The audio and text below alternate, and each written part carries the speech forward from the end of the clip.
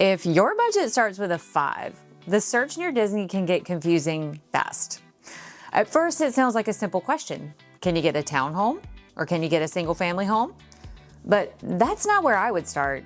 The first thing I would do is I would want to know whether you're buying a primary residence or a vacation property, because those are two completely different searches. This is one of the biggest things families miss when they start looking online.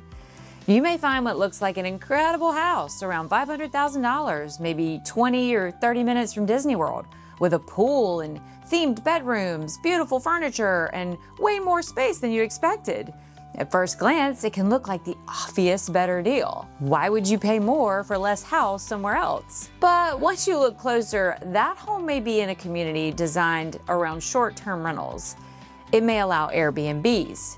Guests may be coming in and out every few days, and the HOA could be $500 or more per month easily, because the neighborhood is built around a resort experience. Vacationers, not necessarily normal full-time living.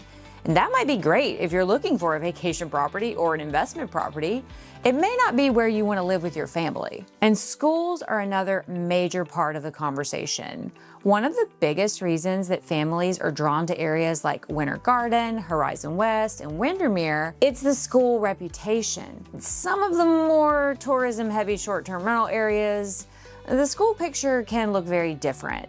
So before we talk about square footage and pools, upgrades, how close a house is to Disney, you need to separate the vacation home search from the primary residence home search. Because a house can look like a fantastic deal near Disney and still be completely wrong for your actual life. And that's what I want to walk through in this video today. What does $500,000-ish really get you near Disney in 2026? If you're buying a home to live in full-time, not a vacation home, not an Airbnb, your everyday home. The place where school mornings, work schedules, grocery runs, sports practice, traffic, park nights, and regular family life all fit together. I'm Leslie Ortego with eXp Realty, and I help families locate to Central Florida near Disney World. I relocated here myself, so I know how different the search feels when you're trying to make a real decision from another city or another state. A $500,000 budget near Disney is a strong budget, but it's not unlimited. It gives you real options, but what it does not usually give you is every priority in one perfect package. If you're picturing a newer home close to Disney with a large floor plan, beautiful finishes, big yard, low monthly fees, easy commute, and strong school options, all that around $500,000 in that combination is going to be really hard to find in one property. You can get some of those things, but getting all of them together is where it gets truly difficult. And that's why expectations matter so much. A strong budget does not automatically mean every priority fits into the same home in the same location and the same monthly payment. Around the Disney side of Central Florida, your search has to be intentional.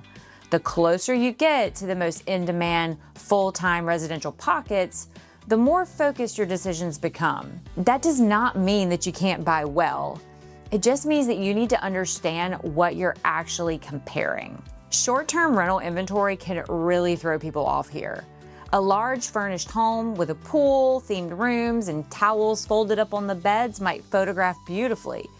It may look like a better value than a smaller home in Horizon West, Windermere, or Winter Garden, but those details may also be telling you something important. This could be a vacation rental product, not a full-time residential neighborhood. For an investor, that may sound like exactly the point. For a family relocating to Central Florida, it may be the wrong fit from the beginning. If your goal is to live here, the questions change. Would this neighborhood feel good on a normal Tuesday? Are full-time residents living around you, or are guests rotating in and out every week with their suitcases? Do the schools match what your family is looking for? Does the HOA make sense for a normal household budget? Will the community still feel like home once the vacation excitement wears off? That's the difference between buying near Disney and actually living near Disney. Let's start with Horizon West, because this is one of the areas relocation buyers ask about constantly. Horizon West is popular for a reason.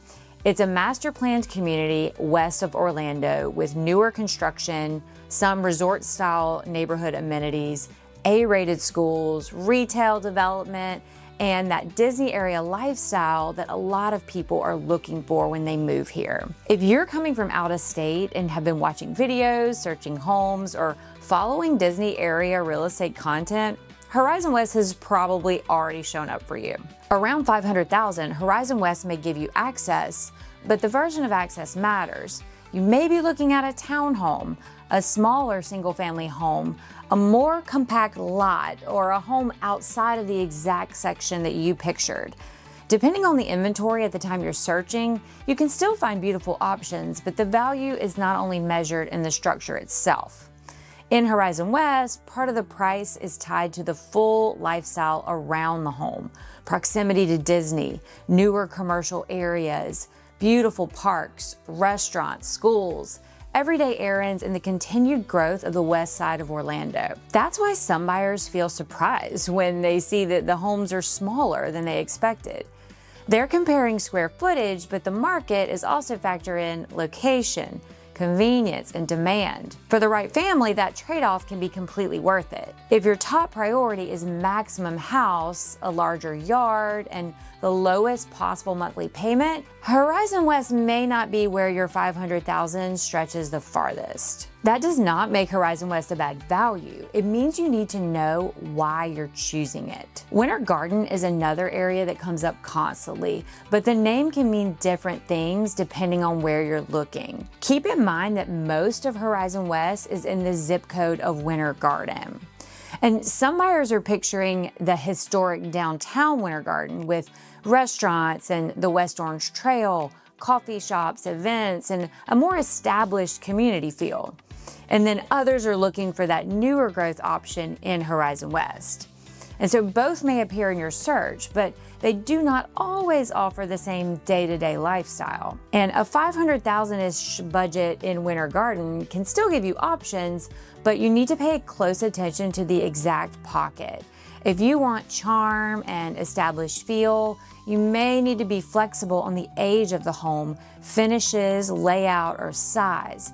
If newer construction matters more, there are some options in Winter Garden, such as Oakland Park, but the prices run well over $500,000 there. And neither choice is automatically better. The important thing is knowing which version of Winter Garden you're actually considering. For families relocating with kids, school research usually becomes part of the conversation very quickly. And I'm not here to tell you which school is right for your child. Every family has different needs, and ratings are only one piece of the picture. But the school rating is one of the reasons certain areas near Disney hold so much buyer demand. So when a larger home somewhere else looks like a better value, don't stop at the kitchen photos. Look at the zoning, the rental rules, the neighborhood pattern, and whether the area is built around full-time residents or vacation traffic. That extra layer of research can completely change how you view the price.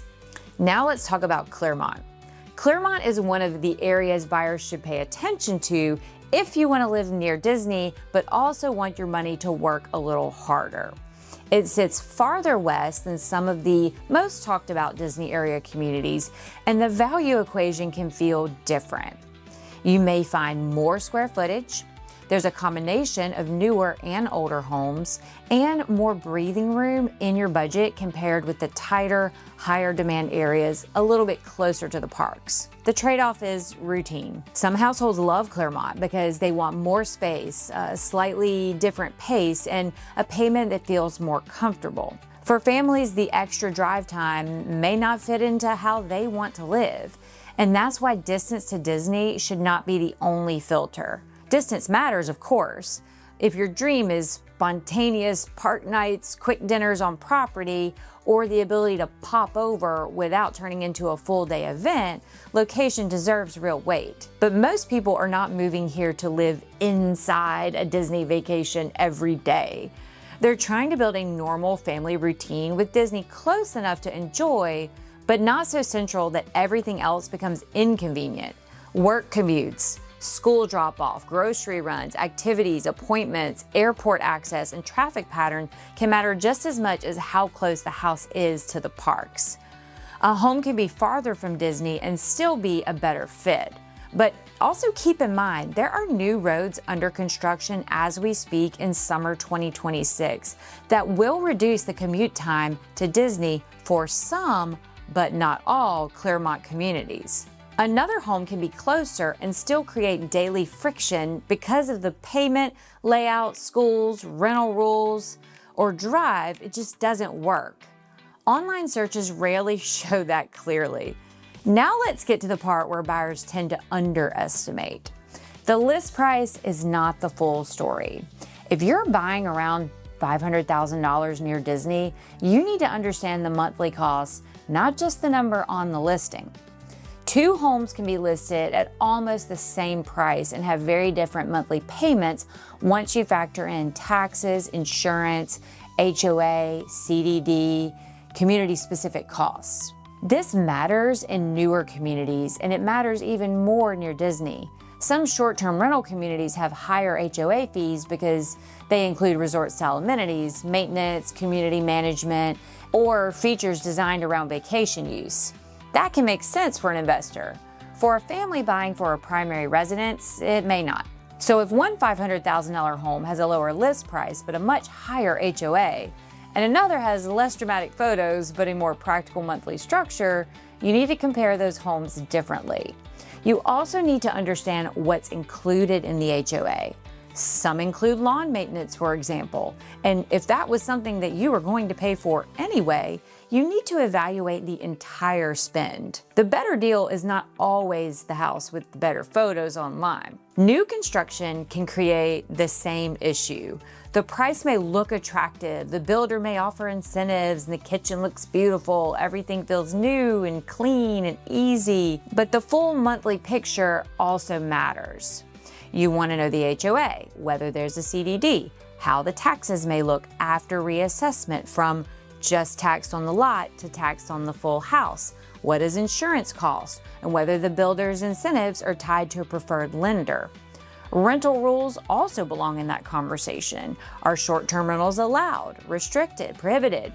Does the community feel like a place where people live full-time? Those details are not as exciting as walking through a model home, but they're often what protect you from choosing the wrong house. Relocation buyers can especially be vulnerable here because they're often comparing Central Florida to the market that they know back home. Fees may be structured differently. Taxes may feel different. Insurance may not behave the way that they expected. A newer planned community or resort-style area can change the monthly math quickly. A house that looks cheaper online may not feel cheaper once everything is included. Sometimes there are additional costs not labeled on the website, such as the cost of the lot itself. Now, that does not mean that you need to avoid these communities. It just means that you should compare them honestly. If one home has a higher list price but lower fees, and another has a lower list price and higher ongoing costs, the better deal depends on the full payment and the lifestyle attached to it. Now, townhomes deserve a real conversation too. A lot of buyers hear the word townhome and immediately think compromise. Near Disney, that is not always true. For some families, a townhome around $500,000 or below may be the smartest way to get the location, conditions, school access, and lifestyle that they want without pushing into that higher price point.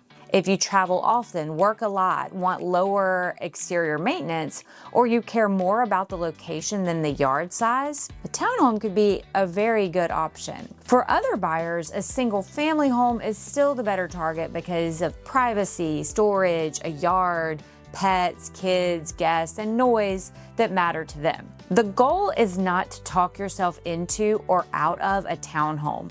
You need to know what your trade-offs are and how that matches your life. I've seen some buyers reject townhomes too quickly because they came in with this fixed picture of what Florida was supposed to look like. I've also seen buyers stretch for a single family home when a townhome would have honestly supported their actual lifestyle better. Sorting that out before you tour 10 homes can save you from getting emotionally attached to the wrong option. Newer construction versus resale is another major split. Around Disney, new construction is tempting for obvious reasons. The model homes look beautiful, the communities feel fresh, builder incentives can seem helpful. Within 5 minutes, you could picture your furniture there, and that's the point. The model home is designed to make you feel ready. Your job is to slow that decision down. Before you get attached, look at the actual lot. The standard features versus the upgraded features, the construction timeline, the future build-out, long-term location, and resale. Think of all of that as you're regarding that neighborhood. Are you choosing a neighborhood for your family, or are you reacting to the model home experience during a short visit? New construction can be a great fit near Disney, especially for relocation buyers who want something clean, modern, and easier to maintain. Representation still matters, and you need someone helping you compare more than what's just on the builder's websites and in their sales office. Resale has advantages too. You can get established neighborhoods with mature landscaping, clearer traffic patterns, and a home where the previous owner has already handled some of the things like window treatments, appliances, fencing, and upgrades. In some areas, resale may also put you in a location where new construction is not available at the same price point. Condition is the trade-off. Roof age, HVAC, insurance, inspection items, layout, and long-term maintenance all need to take your attention.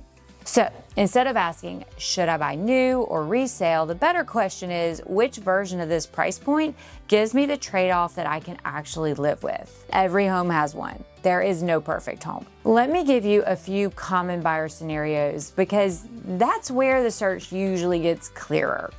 If your priority is a full-time family community close to Disney, you may have to accept a smaller home, a townhome, or a more competitive section of the market. That can be worth it when it comes to schools, routine, and location that matches your life. If you keep gravitating towards the biggest house with the most vacation-style features, pause for a second.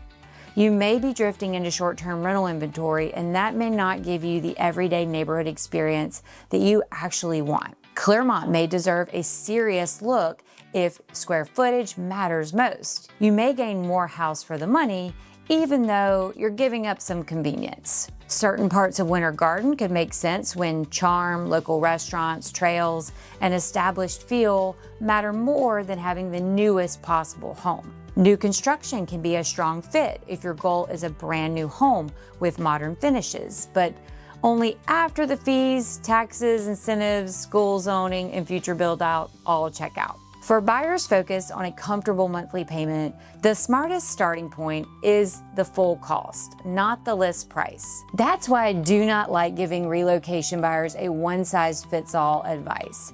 A $500,000 budget near Disney can feel great to one household and frustrating to another. It depends on expectations, lifestyle, and what you thought that budget would actually buy you when you started looking. So before you fly in, tour homes, or walk into a model home, I would want you to answer a few questions. Are you buying a primary residence or a vacation property? The answer changes the search immediately. What monthly payment are you actually comfortable with? Not the maximum you're approved for.